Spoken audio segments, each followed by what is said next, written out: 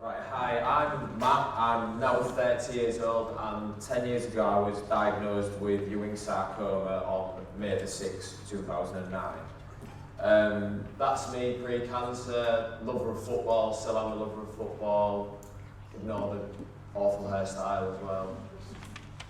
And in 2009 my life changed forever.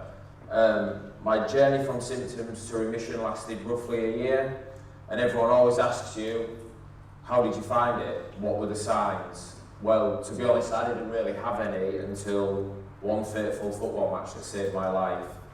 A bad tackle that initially really annoyed me actually was the trigger that caused me to get a diagnosis and ultimately saved me.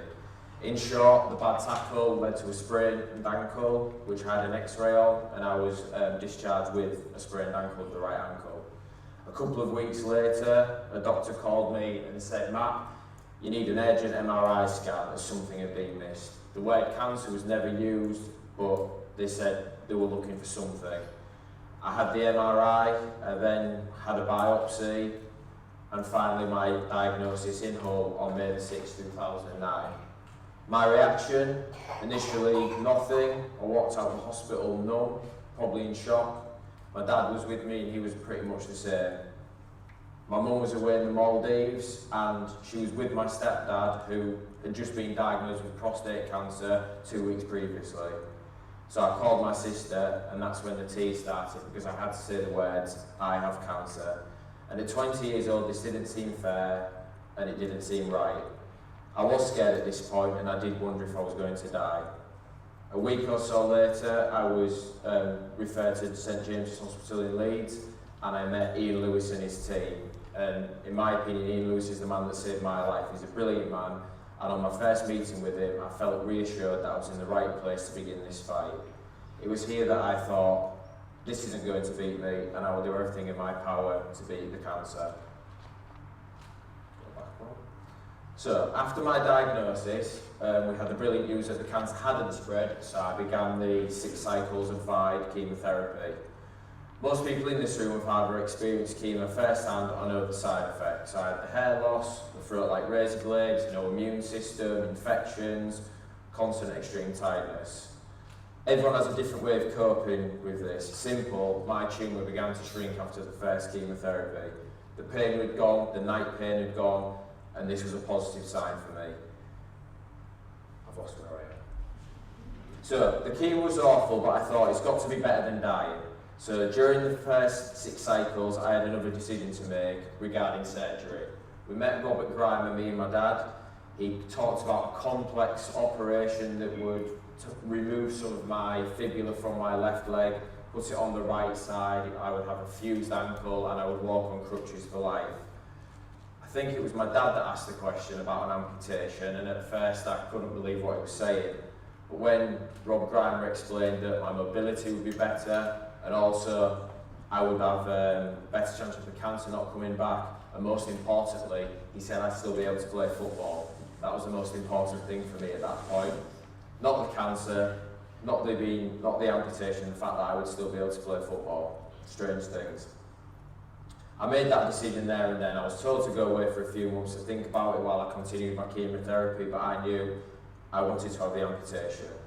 So that's what I decided to have. So I travelled to Birmingham, and on October the 19th, 2009, I had my amputation. The night before, I was in my room and I just walked up and down most of the night, wanting a few more steps as an able-bodied person. I woke up that morning, I signed the necessary paperwork, and I headed down to theatre. My dad and my stepmom were clearly upset, and I just felt numb again. The first thing I did on waking up was I thanked the surgeon, and then I passed back out again. After that, I was off my face on ketamine and all sorts of different drugs, and I asked my mum to get me a Subway. Once the drugs wore off, I threw it all back up. But my mum came in thinking I'd be laid down feeling sorry for myself, but I was on that many drugs I was quite happy and laughing about the fact that I just lost a leg. And then I began my physio, and the physio was intense, and I was told that it would be about 6 months before I'd be walking unaided. I wanted to do this by Christmas that year, and I did. It was only a few steps, but it meant a lot. I also at this point decided I wanted to run the Hull 10K in May of the next year, and this would only be a month after my chemotherapy was due to end. While recovering from my amputation, I also began my last 8 cycles of chemo. The side effects from this chemo was a lot worse. I had a lot of sickness while in hospital, and on my last chemo, I had the anti-sickness drug Nozinan, which just knocked me out for the entire chemo, and it was a godsend on that last chemo. But I'd done it. I finished the treatment, and there were no signs of cancer. I was in remission. So this is about a month after my end of my chemotherapy, and it looks like I ran the entire race. That's about the last 50 metres. I walked it and I managed to do it in 1 hour and 20 minutes that year. There were 25 of us that did it that year, and we all raised money for charity. I enjoyed my summer with my friends, and then I went back to university to study criminology and begin my last year. So I'm going to look through each year now, one by one. So in 2011, I ran the 10K again, and I shaved 20 minutes off the previous year's time. I finished up with university, and I graduated with a 2-1 degree in criminology. I then decided it was time to get back into sport. I'd missed competitive sport. I obviously couldn't play football properly anymore. Could play 5-a-side, but not 11-a-side. So I signed up to a Paralympic potential day in Surrey. I went all the way down to Surrey. I found a sport called para-ice hockey, found out they played it in Hull, and they actually played it 10 minutes from my house. But I would never have found the sport if I'd never gone there, and that is one of my first sessions playing the sport when I went for a trial for the GB team. After that, we then had some devastating news. My stepdad, who began my cancer journey with me, he unfortunately took a turn for the worst. In September 2011, he actually died from his cancer. And this was a very strange feeling for me because we more or less started our cancer journey together. As I got better, my stepdad got worse. So my mum had a year of looking after me, followed by a year of looking after my stepdad. And now she was having to get over the fact that he'd passed away. So that was tough, but I was there to support my mum when I was still living at home. I then needed to decide on what career I wanted to do, because originally I wanted to be a police officer, but being on the beat was not really something I could do with being an amputee. So my dad suggested, why don't I try teaching? So I began volunteering in 2 different schools at the end of 2011. 2012 was a great year for me. I was nominated to be an Olympic torchbearer by 2 of my friends, and luckily I was accepted, and I carried the Olympic torch in Filey, which is near Scarborough. I also had the added privilege of carrying the Paralympic flame in Beverley, and I'm not sure many people have had the privilege of carrying both of the flames, so I'm really honoured to have been able to do that. In the same year, I began my teacher training, and I didn't know she was going to be my wife then, but I actually met my wife, who's sat at the back now, in that year. And also, I made my debut for GB para-ice hockey in Russia. So it was a really good year. 2013, I passed my teacher training. I got a job at the school that I was training at. I'm still working there now. And I played in my first World Championships with GB, and we achieved a bronze medal, and that's a picture of the bronze medal that we won at that tournament. 2014 is when I began a relationship with my wife in the August of that year. We had a wonderful few months to end that year. We spent our first Christmas together, and at that Christmas I knew I wanted to marry her. She didn't know at that point. Moving on to 2015. So in 2015 there were some great things happened again. I played at another World Championships with GB. I managed to score my first competitive goal in Sweden. I came back from that tournament and I moved in with my wife. I was still trying to work out the best way to propose to her because she doesn't like public display. She didn't want anything fancy in public.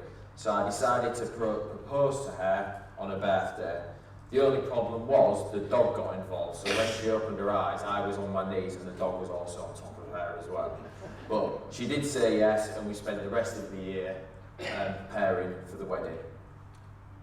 Which brings me to 2016. We got married in August of that year, August the 10th, and there's a picture of us there at the wedding looking happy.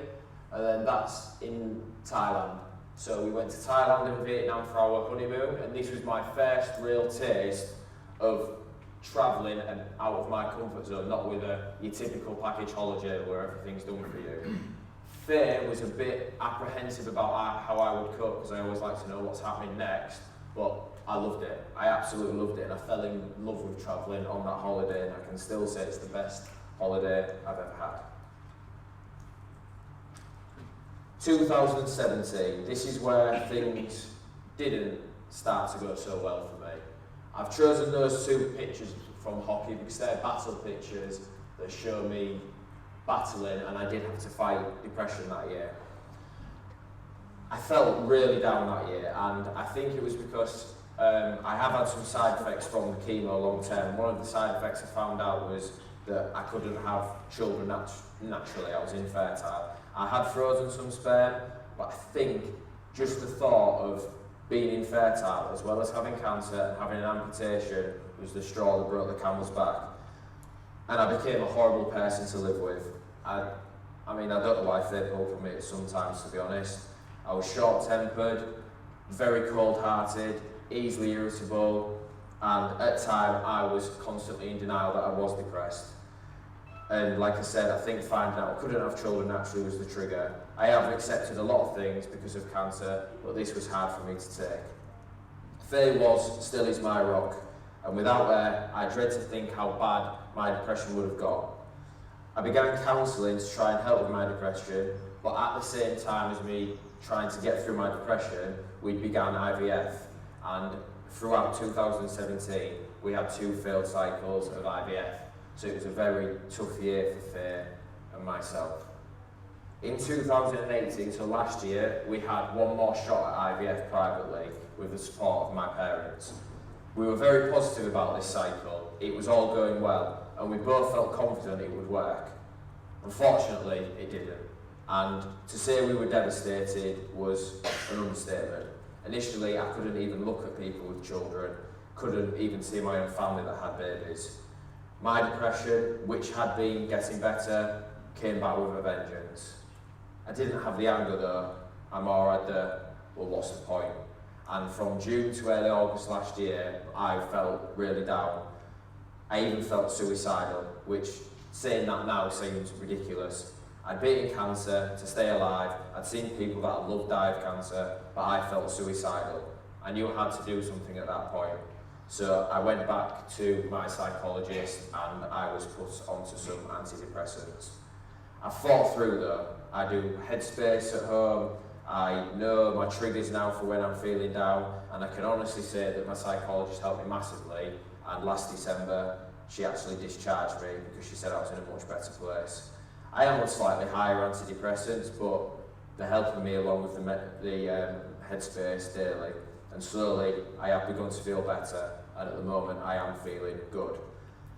Also, we've decided to make a positive step in our life, me and Faye, because we can't have children naturally, so we are now in the middle of the adoption process.